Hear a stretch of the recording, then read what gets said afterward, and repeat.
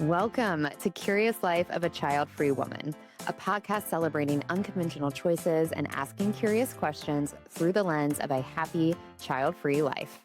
Every week, I chat with experts on today's most interesting topics, inspiring us to think differently, live intentionally, and find fulfillment on our terms. Whether you're child-free or seeking a space where parenthood isn't part of the conversation, you are welcome here. It's not about comparison, it's about possibility. Let's get curious together. We spend a lot of time talking about happiness. This person makes me happy. This thing made me unhappy. We strive for partnerships that give us happily ever after. But happiness can actually be a pretty fleeting feeling. Today's guest, Shannon Hernandez, believes the feeling we're actually seeking is less about happiness and more about joy. Joy is richer, deeper. It's not dependent on mood or circumstance. Shannon is the founder of Joyful Business Revolution, the author of the new book, Practical Joy, and someone who has built a life that reflects her own definition of joy, one that includes some unexpected and deeply personal turns along the way. From leaving a career in teaching to running a values-driven business to choosing a child-free life to making unconventional choices in her marriage, Shannon has created a life that's vibrant and full of joy, and she's going to help us learn how to live the same way. Welcome, Shannon. Thank you so much. I am excited to be here. I am thrilled to have you. Okay, let's start with what I just set up there, this difference between happiness and joy. I think most of us use these interchangeably in our vocabulary. Can you explain to us what the difference is? Yes. So, the book I wrote, Practical Joy, there was a line that stood out, not necessarily to me, but to the readers. They were emailing in and they were like, this line is the gold. And so the line is, joy is an inside job. And that is really the difference between happiness and joy. It's this idea that no matter what's going on in our lives, grief, travel, craziness with career, a vacation gone bad, you still have the ability to choose to find joy in those moments. And so joy is an inside job. Whereas happiness is something that we're often chasing, right? It's that new car that we want. It's that bigger house. It's that vacation on the Italian Riviera or whatever it is. And so that was really how I wanted to educate people around the difference between joy and happiness. Joy is an inside job. I like that phrase. I can see why people emailed you about it. Why does it matter how we think about this or how we categorize these things in our minds? Because I like what you just said of joy being an inside job. It feels like happiness is more about the external, more about circumstances. Why have you made this such a cool part of your mission to educate us and help us start using or seeing these terms differently? Well, there were a couple of things that happened in a short period of time prior to me writing this book. The first thing that happened was during right when COVID hit, and I live in New York City. I had a surgery that went really bad, and I had really, really hard time getting medical care because things were just chaotic. And I was more scared to be in a hospital than I actually was of trying to solve the issue at home. So that was one thing. The second thing was my spouse of 9 years transitioned to a woman, and we are now 5 years into that journey. But it really made me stop and think about the things that bring us happiness are often expectations we've set up for ourselves about how things should be or where we should be in life. Those were two really big changes where I had to go deep and I had to really think about, okay, I am not happy about this transition. I am not happy about this surgery that has gone wrong and almost left me dead and months upon healing, right? But where can I find the joy in the moment? And that really became grounding for me because I couldn't do a lot of things that I had been used to doing. And so I had to really go on the search and look for what will bring me some joy. And the reason I want to talk about this and the reason I think it's so important to distinguish between the two is because when you understand what your values are. And I'm not talking about freedom and integrity and truth and those things are really important, but your lifestyle values. When you understand what those are, you can deepen your joy every single day around the things that are most important to you in your lifestyle right now. And our lifestyle values shift over time, right? There was a time in my life where traveling the world and being a nomad was high joy for me.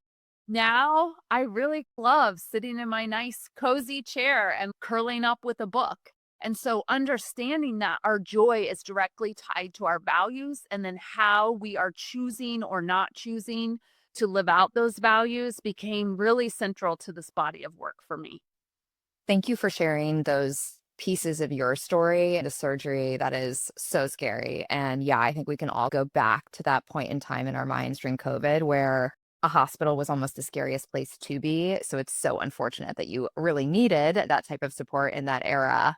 And I appreciate you sharing about your spouse as well. I think everybody listening probably became naturally curious when you just shared that. And when we got connected, I was interested in your story as well, because a huge part of this podcast, we really prize the unconventional lifestyle here. And we're having these conversations and highlighting these topics to celebrate building a life that works for us on our terms. So, as much as you're willing to, how did you deal with that in the moment? I want to get into resiliency, which feels very connected to joy and the way you're describing it. But I'm sure everybody listening is wanting me to ask, what was that like to deal with that unexpected news? This is a topic that now, 5.5 years in, I can talk about, right? I'm developing a speech around this topic that ties in with the joy book. So no questions are off limits, so to speak. Hindsight is 2020. We hear this all the time. And I think we all come to these points in our life where you're in the moment and you can't see beyond the moment. And you have to give yourself the grace to slow down and process no matter how long it's going to take you to do that, right? Do some healing work along the way, even when it just sucks bad. It's the last thing you want to do is confront these feelings that are within you. And so when I look back like 5.5 years ago, I knew one thing was very, very real, and it was the grounding principle for every other decision I made in my marriage. And that was that I had met and married my soulmate, and that I was going to stick by this person regardless of their identity changing, even if it meant my identity would be challenged. My family, who is ultra conservative, would not understand and still has not fully embraced this idea yet. And that I would do whatever work on myself I needed to do to stay in a dream marriage with a soul that I loved. And that was the easy part. Talk about understanding your values and how much you believe in something on a soul level, right? The hard part was all the other shit. It was the family who didn't understand, watching my wife's body change and physicality change and questioning, am I a lesbian now? These were heavy things to navigate. And so, what got me through it early on was the belief that I had married the person who is my soulmate, number one. And number two, I was going to find the micro joys to get me through however many years it was going to take to get through this transition, which I now have the language for. It's a transition of my wife, Maria. It was a transition for me. It was a transition for our marriage. It was a transition for our family life. It affected everything that was going on. We're through it. And I feel good about where we are. And we both feel really good about where we are. And it took a lot of what is going to bring me joy in this moment. Okay, I'm just going to get lost in this cup of coffee right now because I can't deal with any of this other stuff right now. And so it was those micro moments of joy that really helped me with this transition. I appreciate you sharing with candor, and I'm glad that you are developing a speech and you're going to talk on this more because I think what you just said is so beautiful. There are so many lessons for all of us, and the way you describe being in love with a soul, which hopefully is why most of us are with our partner. And we don't always think of it that way. And I know people have mixed feelings about the phrase soulmates, but the idea of spending your life with another human, with another soul, it is rooted in that very deep level. But then there's all of those other components and a lot of that around expectations. You mentioned family, our public identity, how we're going to be perceived, what are people going to feel about us, how do we explain this to people? And you mentioned expectations in relation to happiness too, and how we might be striving for these pieces, maybe unintentionally because they matter to other people, maybe more than they matter to us and our personal values. Say more about how you navigated that through this chapter in your marriage or just in general. I think all of us slip into this expectation, temptation, sometimes without even realizing it. There's so much to say here, but the first thing I think I want to say is, had I not been the voice of joy, just give myself an unofficial title here. Had I not been the voice of joy and thinking about this deeply, I don't think I would have made it through this transition because I was not happy. I was not happy with what was going on in my closet because we wear the same size clothes now. All right. I was not happy with having to rethink my sex life, which, by the way, still has not been resolved. That would be a huge thing. It's so huge. And if I had based the decision on happiness rather than joy, there would be a very different story to share about where we are now. We probably wouldn't even be together, to be honest. So that's the first thing. The second thing I want to say, and I may be going a little off the question, when I look back now, so I knew my spouse and had been married or dated for a good 12 years. And I knew how the person was then. Then we had this bumpy patch of a couple years of trying to figure out who she is and who we are. But now on the other side, to see her joy of fully embracing who she is as a person, she's more outgoing. She's left a corporate job. She's building a business as a self-acceptance and identity coach to help people understand that things happen, even surprise things in your late 40s that you're going to need to navigate, right, on all levels.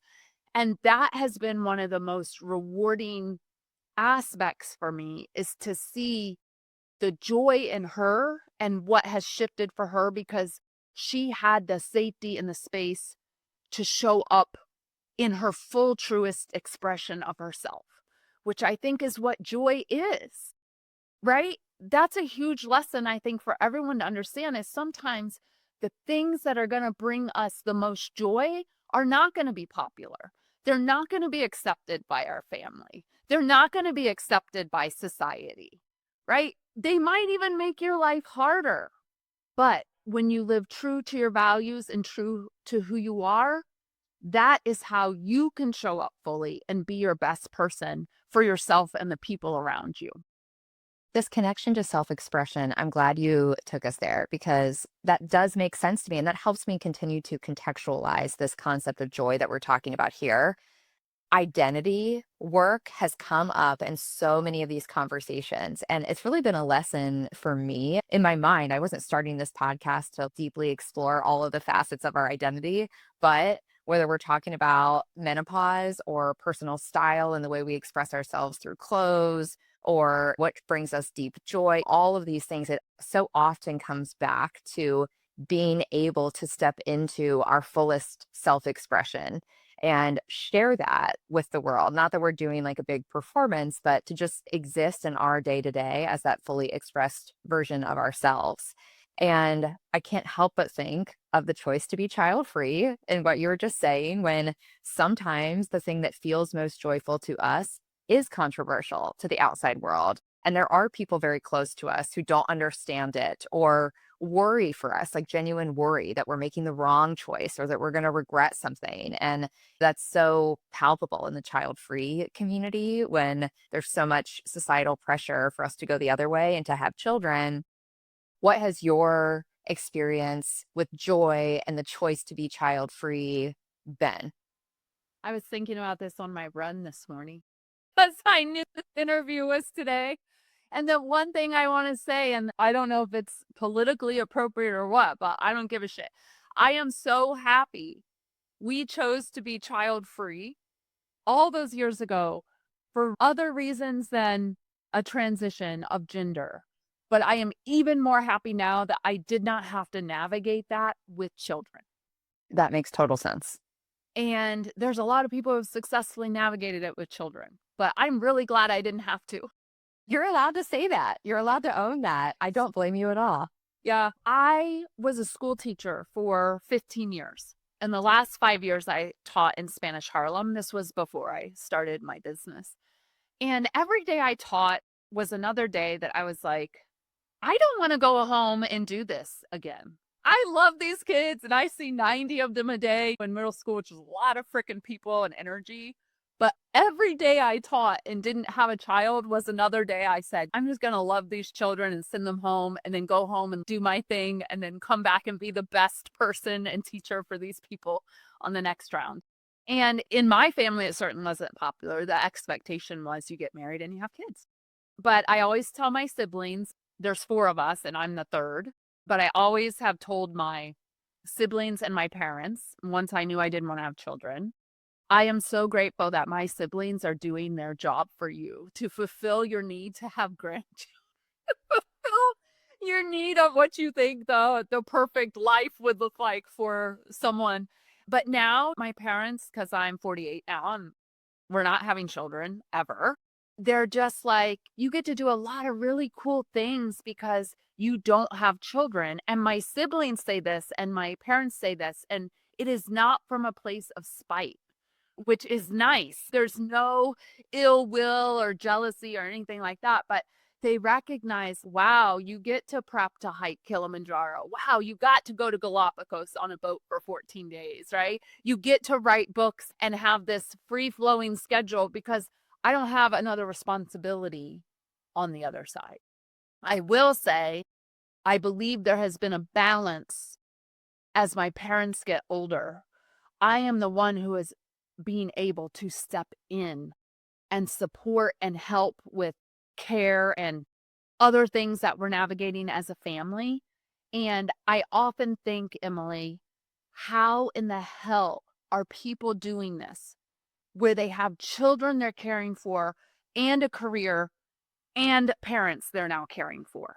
My sisters, they're like, we wish we could help more. And I say, you know what? You are raising your children. Let me do this for now.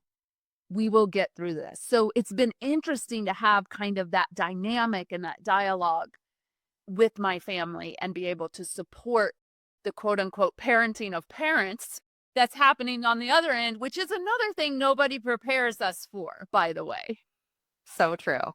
First, I'm so glad that you have that experience, those reflections from your family, as you said, not out of spite, just genuine joy for you or happiness for you that you do have the ability to pursue these goals. I love that you're preparing to climb Kilimanjaro. This is going to be amazing. Just space to explore these things. And there's a mixed bag of feeling on what you just said there, where sometimes we as the child free people get maybe extra responsibilities within the family because it's like, well, you probably have all the time in the world. You probably have money. You don't have kids to raise.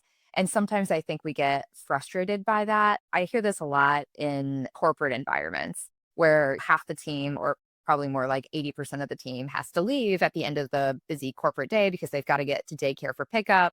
Who's left kind of finishing everything up for the presentation tomorrow? The people who don't have kids. And people, of course, get upset by that. That's not necessarily fair. But I also think what you said is very true and beautiful that there are times where it's okay. Realistically, I can admit I do have more capacity for certain things because I don't have a toddler and I'm not beholden to a daycare schedule or a kindergarten schedule. And if there's something I can do to help my friends or my family when they need it because I have that spaciousness, what else is the spaciousness for? I mean, it's for me and doing what I want to do, but it's also that I do have space to pitch in where maybe it would be a bigger burden for someone else. So I love that you're having those honest conversations within your family. Yeah. And I think just to go back to something you said, a lot of our joy, which is an inside job, has to do with the boundaries we set with ourselves, our time, and others, right? And so when I think about the example you gave, 80 some percent of the people on the team may have kids and have to go. And so it's leaving the expectation of the people who have a more free schedule because they don't have children to finish things up. That's a systemic issue that I would actually like to talk about. Sure. I will speak from consulting in corporate. I will speak from the lens of also being a teacher and another system that is broken, if we can be honest, right? Yes. No one after hours in any career or job should be having to do the work solo or in a team. Things should be set up so that you have collaboration time and it can get done within the working hours. And if not, the model is broken. You're right. We've accepted it. We don't even see it as broken anymore because it's so normalized. But I like that you're bringing this up and bringing us back to reality. No, it is accepted, but that's part of the problem, right? And it's one of the biggest reasons that I left teaching is because I would teach my ass off all day long and honestly be in my joy in those moments. But then I had to deal with all the other stuff after the phone calls home, the nights of parent teacher conferences that I wasn't paid for, grading papers on end all weekend, all night. The list could go on and on. But if we want to talk about joy as a society and joy in career, that's a whole nother bag of worms to open because it comes down to boundaries and us trying to live our life and do what our purpose is and be in our joy in systems that do everything to squash it. Let's open this bag of worms because I hear you. And I think boundaries are something that a lot of us struggle with, especially at work. We've submitted to this idea that sure, boundaries would be nice, but my boundaries don't come before my boss's expectations. Or, yes, my mom was a teacher her whole career. And I have very clear visions of her sitting on the couch late at night, grading papers after hours, right? I guess, first of all, how do we figure out what our boundaries are in a way that's values led? And then how do we implement them when that feels so hard to accomplish? This is the work of hundreds of years as psychologists, which I am not one. But I can tell you there's a chapter in my book where that helps you identify what I call your hierarchy of values. And it's a really important chapter because if we know what values are most important to us right now, the top 3 to 5 is what I recommend. You can filter every decision, every request, every ask, every demand, every email, every whatever through the values and rather quickly find where you stand on the issue and what boundary needs to be put in place. I'd say that's the first place to start. And I don't have all the answers, clearly. You live in systems upon systems of things that are broken. I can say what my answer was to the expectation that I would teach summer school and I would come on the weekends and do this and I would grade papers is I just finally decided that was not in my joy and I was going to change it. And when I couldn't do that yet, I got clever. Okay. So you have 90 kids a day and you give homework. This should tell you how long you're going to be grading papers. So guess what I did? I quit giving homework. Not only did I become the most well-liked teacher by the students, it allowed me to walk in to the building at 7:40, class started at 8, and leave at 3:30. The day ended at 3:20. And I took nothing home. Now, it raised a lot of jealous spite.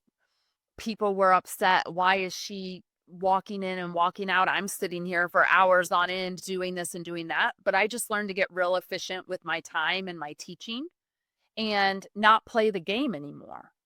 Because I didn't want to go home at 4 o'clock and then do dinner and then sit and figure out papers and grade shit and then do it all over again. Like I was done with it, right?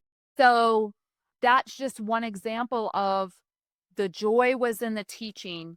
The boundary needed to be set for myself. I was not breaking any rules, but I also had to give up. And this goes to the point that you make. I had to give up a lot of things like people pleasing, winning some award for the greatest teacher on staff.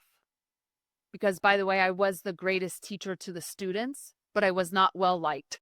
I chose not to go above and beyond, right? It was a political thing at that point. It was like, Shannon just comes and she goes, but they could never say I wasn't doing my job because I was doing my job and the test scores showed my students continually had the highest test scores in the New York City public school system out of Spanish Harlem. So it had nothing to do with whether I gave homework or not. But believe me, that was not popular. It was popular with the kids, but it was not popular with the principal who wanted to find every reason of why I should be giving homework. I wasn't. It didn't matter. But this is like the thinking when we think about our joy and our lifestyle values and what we value and how does this conflict with the systems that we're in and the structures that have been built. And honestly, the only way you're ever going to find your true joy, which is an inside job, is to understand who you are at your core, what drives you and motivates you, how you show up and do your best work or contribution, whatever that looks like for you. And then choosing all of those things above people pleasing, getting the promotions, going for the whatever it is that you need to go for. But I can tell you on the other side of it and living this, what I call joy fueled life at this point, is peace, freedom, flexibility, never wondering if I'm doing the right thing. Those are the payoffs. So worth it. Let's go back to identity, because I think there's a lot of us who, again, accidentally, that people pleaser becomes part of our identity. Even the idea that you're a person that goes above and beyond, that becomes part of it. And I struggle with that. And I know it because you just saying that you weren't going above and beyond, I was triggered by that. Oh no, we all have to go above and beyond. I'm sure I've picked that up through years of being rewarded for that in school, or being rewarded in your job when you are the one that's there the latest and in the earliest, like that gets praised. So then we get really confused about that being part of our worth or identity, and it's hard to untangle those things. But the payoff that you just described, a joy fueled life, I want that. And there are probably people listening who feel like, okay, maybe I have some of those things in place, but maybe others who don't really know the answer to that first question. Who are we at our core? How do you help people figure this out if they feel like I'm disconnected from my joy, but I have no idea what to do first to reconnect with it? Well, it's a common thing, right? And I speak to a lot of women. A lot of times they're in 35s to 55s. Not always, but that's typically the people who are asking me about this joy stuff the most. What they often say, and there's a whole chapter in the book that addresses this, is I don't know what I would do if I wasn't a mother, or I don't know what I would do if I wasn't a teacher or whatever. And that's real. And it's real because one, we've been asked since we were freaking 5, which is not an appropriate question for a 5-year-old. What do you want to be when you grow up? So we got to undo all of that. All right. But at your core, you get to learn about your identity when you sit with yourself. For me, it's journaling. I do a lot of guided journaling. There's a lot of journal prompts in my book. Who are you when you're not the mother? Or in your audience's case, who are you when you're not at work? Who are you when you're not the daughter or the sister or the wife or the spouse? Can people even answer these very basic questions? And it comes down to all the roles and identities that we put on top of ourselves, and we get lost in those. We really get lost in those. And so I think journaling is great. I cannot meditate. My brain goes a million miles a minute. My meditation is like a really hard 60-minute workout where I can't think about anything else going on in those 60 minutes. But these are really deep questions around identity and value and who are we? And I think a big driver for me is, what do I want to contribute to the world? What is my contribution? And my world can be my house, my world can be my town, it can be my community, or it can be the world. But what do I want to contribute? And then aligning those values, those thoughts with what I am contributing to the joy. So this is a big, big question, which is why I'm here. Yes, we need help.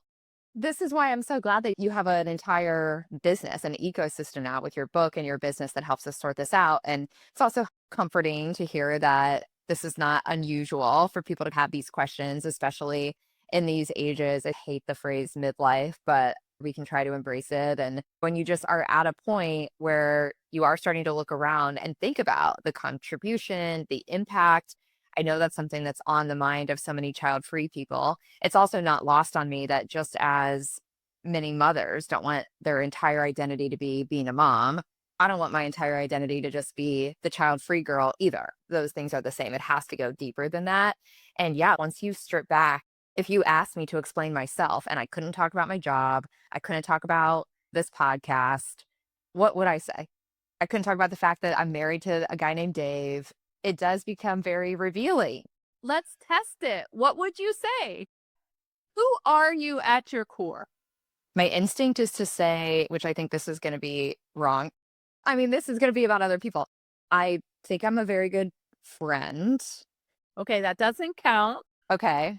I think I'm a warm person. I hope that things I do with my life, with my time, allow other people to feel very seen and validated for who they are without needing to be performative for me. I don't know what else. I love it. Good job. This is a good trial run. It's a really hard question. It's really hard. I was just sitting here like, how would I answer this question? How would you answer? Let's both do it because this is going to be good. I think everybody should start asking themselves this who's listening. So, how do you answer this for yourself? Okay, so the question is, who am I at my core? Yes. I am an adventurous soul. I am a contributor to causes that I love and believe in. I'm a community builder who wants nothing more than to help every single person who's in my space become seen, heard, and felt, because at the end of the day, that's all we really want, is that somebody sees us, hears us, and knows we're there. I am a chef in the making, and I have a lot of hobbies that I love to get lost in. That's how I would answer it today. Okay. That's a good example for us. It's really hard to not lean on the stuff we do. Who we are is not the same as what we do. Getting down to the root of that, things that were going through my mind while I was trying to like rapid fire think, where I'm an extrovert. Is that part of it different? I'm Yeah. somebody who enjoys or finds joy in being with other people. It's just a really worthwhile exercise. We all need your book, which we will link in the show notes. But I hope everybody listening tries this because it is shocking. We talk about ourselves so often these days, and yet to go one layer beneath the surface and strip out job titles and family structure, it becomes very disarming and vulnerable to answer this. Well, and I'll tell you, I did this before we hit record. I said, what is bringing you joy today? And so I think it's such a beautiful question.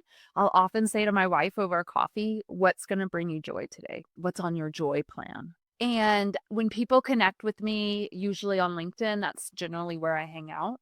They send a connection request or whatever. My question back is, hey, Emily, nice to meet you. What is bringing you joy today? And it takes people by surprise. But why is joy one of the last things we think about, or never? So true. I was surprised when you asked me. I was prepared to answer all kinds of questions about the format of the show, what you should expect when we hit record, all the tactical stuff that we're thinking about so often.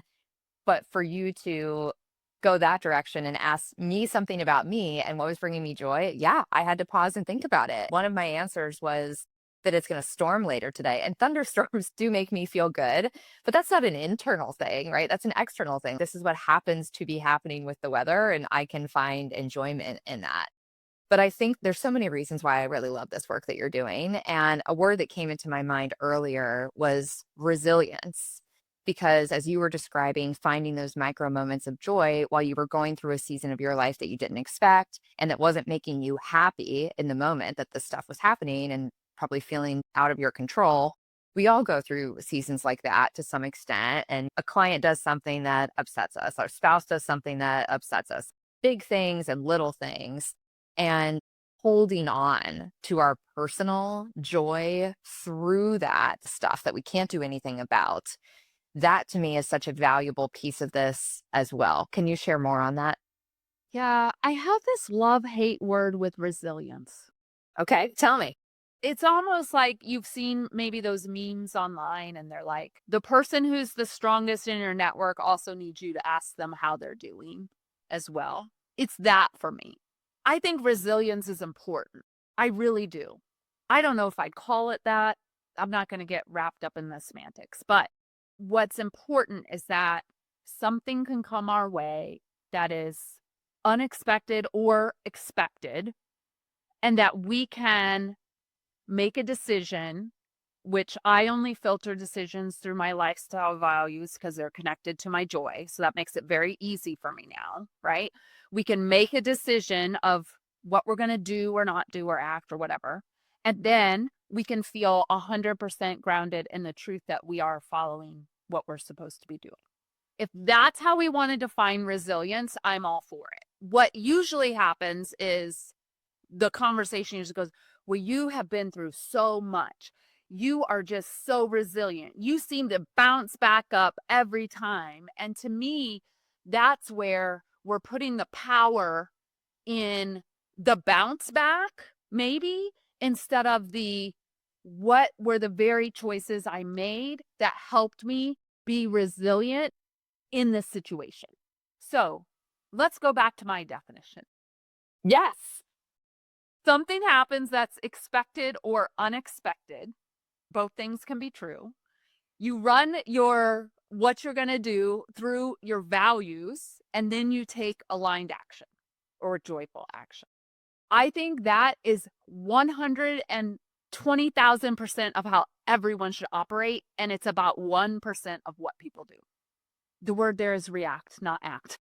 They react, they spin out, they choose to ignore, they don't think they have options, and so they feel trapped. I mean, there's so many things that can happen there, right? And so I think resiliency is important, but it's only important if you understand that I think there's a healthy way to be resilient. And I spent a lot of years doing the unhealthy way to be resilient. And it was because of how I was conditioned, how I was raised. The communication style in our house as children was passive aggressive.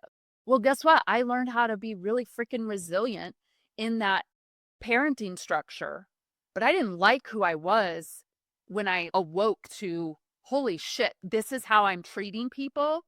It was a resilient strategy that I had learned, but it was not one that I was choosing. And now I can honestly say I would never, ever, ever. It doesn't matter if I'm tired, if I've reached the summit after 6 days of Kilimanjaro.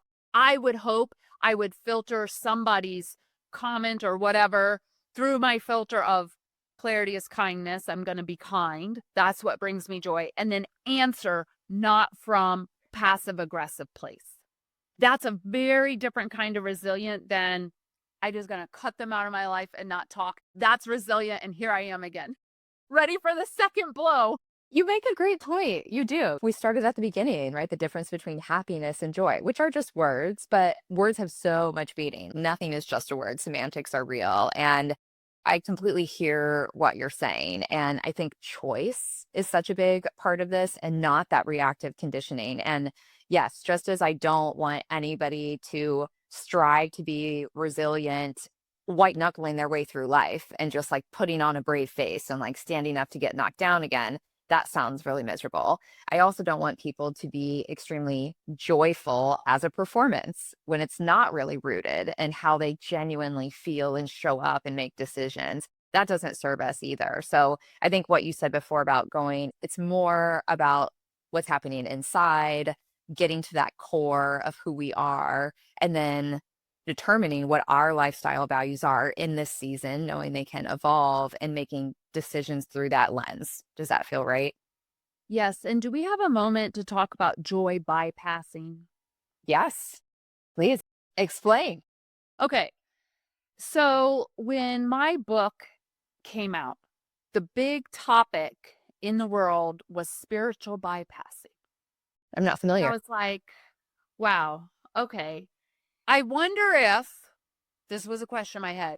People are going to think my work around joy is about ignoring all the hard shit that goes on in our life and just choosing joy. That was a real concern for me. And so I really had to do some deep thinking, especially because it was very relevant at the time. So to your point of we're not going to pretend and put on this happy face that everything's, notice I said happy. That was intentional. Put on this happy face on the outside and pretend that everything's okay. But we're also not going to do things that bypass the joy. And if joy is an inside job, that means you better be working on yourself. That healing, that deep introspection, that living with your values, that learning how to put up those boundaries and be clear about what you want, that is the hard work of joy. And if we want to go one step further, one of the reasons I wrote this book, and it's a workbook and a color book and a book all in one, like it is the most joyful thing you're going to pick up every single day. Because I was not publishing a boring book. And by the way, it's in color.